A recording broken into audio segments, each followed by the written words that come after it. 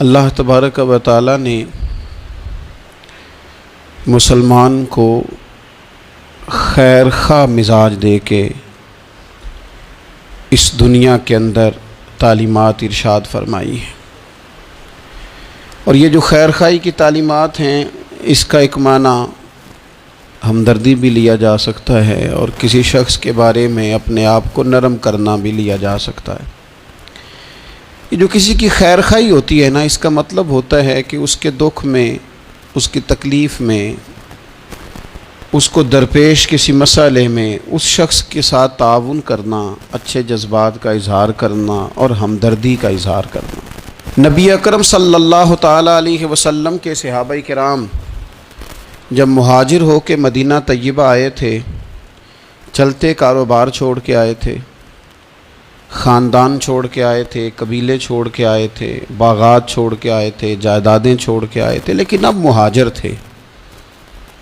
تشالہ پردیسی کوئی بھی نہ تھی وے، ککھ جنا تو پارے۔ ظاہر ہے اپنا گھر بار چھوڑا تھا، مسائل اور طرح کے تھے، لیکن یہاں جب وہ مدینہ طیبہ میں آئے نا، تو پھر اہل مدینہ نے نا صرف دروازے نہیں کھولے، دل بھی کھول دیے۔ انہوں نے اپنی آنکھیں بچھا دیں، انہوں نے اس طرح سے استقبال کیا کہ وہ انہیں اپنا دیس سے کہیں بڑھ کر یہ والا دیس اپنا دیس محسوس ہونے لگ گیا۔ اور قرآن مجید نے ان لوگوں کی تعریف کی، کہا وَيُؤْثِرُونَ عَلَىٰ أَنفُسِهِمْ، اپنی جانوں پر ان کو ترجیح دیتے ہیں، وَلَوْ كَانَ بِهِمْ خَصَاصَةٌ، اگرچہ انہیں شدید محتاجی بھی ہو، خود بڑی بھی ضرورت ہو نا ان انصار مدینہ کو، تو پھر بھی یہ اپنے بھائیوں کو ترجیح دیتے ہیں، بھائیوں کو۔ میں اور آپ جس ماحول میں آج وقت گزار رہے ہیں نا، اس ماحول میں دل نرم نہیں ہوتے دوسروں کے لیے۔ ایک تو کام وہ ہے جو میری پہنچ میں نہیں، میں نہیں کر سکتا، لیکن ایک کام وہ ہے جو میں کر سکتا ہوں، لیکن میں کہتا ہوں میں کیوں سردردی لوں جی فلانے کی، مجھے کیا مصیبت بنی ہوئی ہے میں اپنے تعلقات کو خراب کروں؟ میں کوئی ذاتی کام ہوگا تو میں سفارش کروں گا، میں اس بندے کی خاطر سفارش کروں؟ یہ طبیعتوں کی سختی ہے، یہ مزاج کی گھٹن ہے۔ میں محسوس کرتا ہوں آج کچھ لوگ یہ دعویٰ کرتے ہیں اللہ نے بڑی عزت دی ہے، بڑی بات ہے جی، فلاں دفتر میں گیا تھا تو وہ آدمی مجھے جاننے والا مل گیا تو اس نے فٹافٹ میرا کام کر دیا۔ تو وہ جس بندے نے آپ کا کام کیا ہے نا، اس نے اپنی ذمہ داری نہیں نبھائی، اس نے تعلق نبھایا ہے۔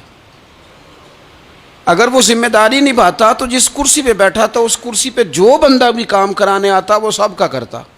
اس کی ڈیوٹی تھی نا وہ کام کرنا۔ آپ بڑے خوش ہو رہے ہیں کہ بڑا با اخلاق ہے، اس سے میرا تعلق تھا تو فٹافٹ وہ بھائی اس نے تعلق نبھایا ہے، ذمہ داری کا احساس، ذمہ داری تو سب کا کام کرنا تھی نا اس کی۔ تو یہ اس کے با اخلاق ہونے کی علامت نہیں ہے، علامت تو یہ تھی کہ وہ اپنی ذمہ داری پورے طور پہ سر انجام دیتا۔ تو مسلمانوں کے لیے اپنے دل میں نرمی پیدا کی جائے، اگر کسی بندے کا کوئی جائز کام ہماری تھوڑی سی کوشش کی وجہ سے ہو سکتا ہے تو پھر اتنی خود غرضی نہ دکھائی جائے،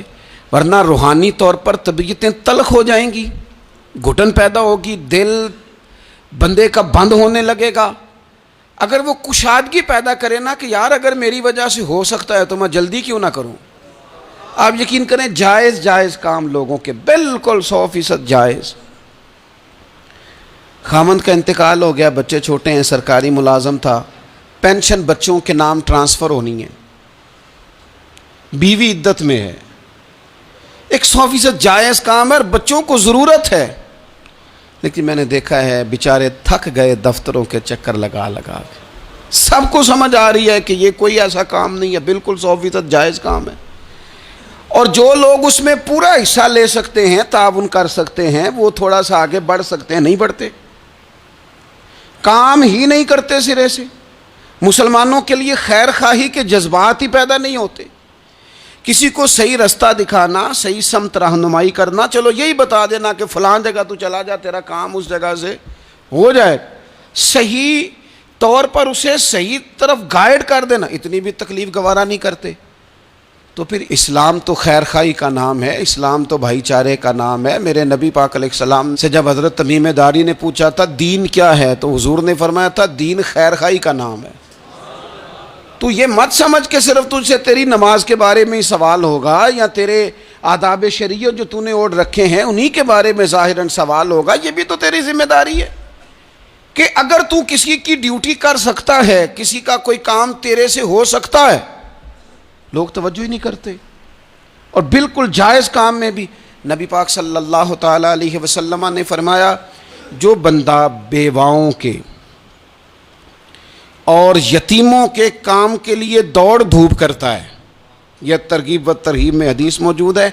اس کے الفاظ کی چاشنی اور پھر ان سے پھوٹتی جو ضیاء ہے وہ ذرا دیکھیے گا۔ یہاں یہ نہیں فرمایا کہ وہ محتاجوں غریبوں کو دیتا ہے، فرمایا جو ان کے لیے دوڑ دھوپ کرتا ہے،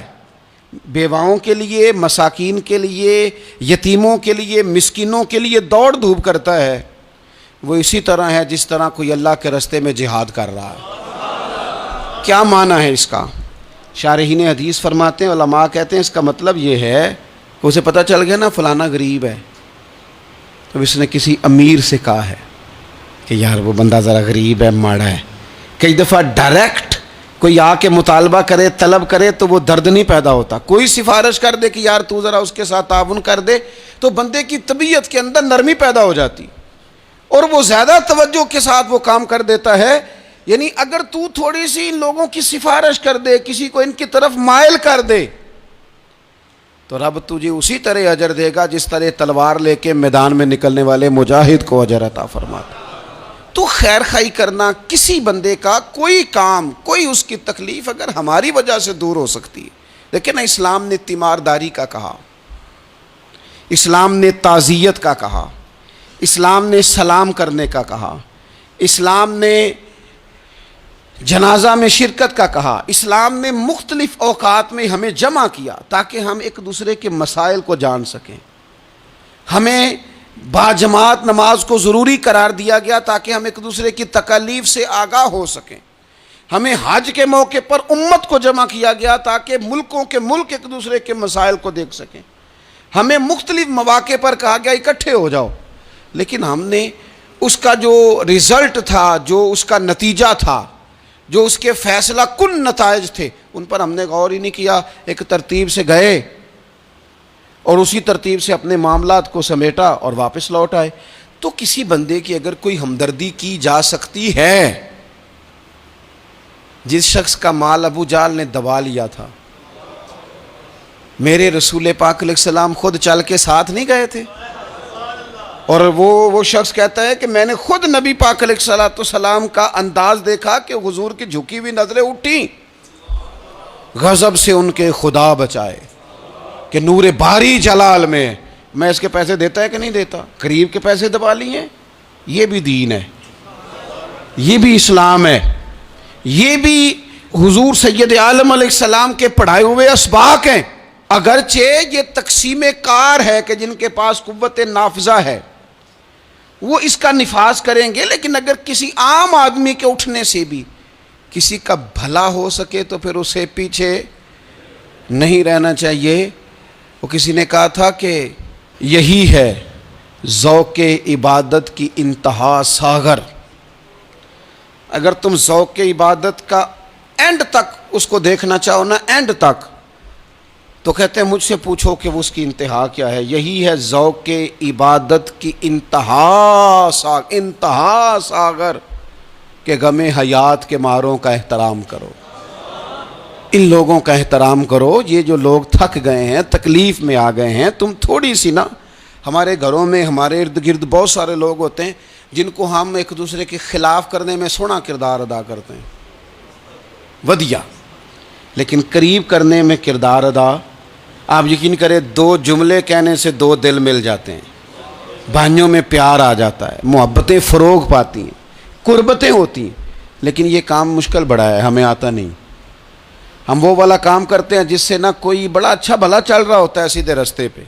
لیکن ہم کوئی ایسی بات پھینکتے ہیں کہ جس سے وہ بیچارہ ٹوٹ کے بکھر جاتا ہے۔